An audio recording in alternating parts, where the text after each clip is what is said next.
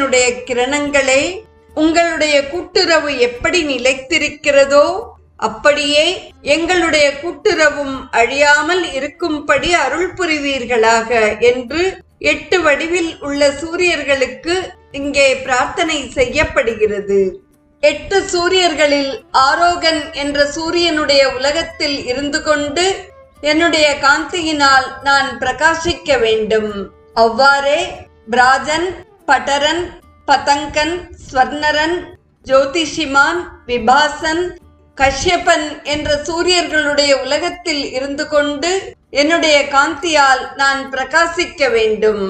ஓம்கார பொருளான பரமாத்மாவே பூலோகமும் புவர்லோகமும் சுவர்லோகமுமாக இருக்கிறான்.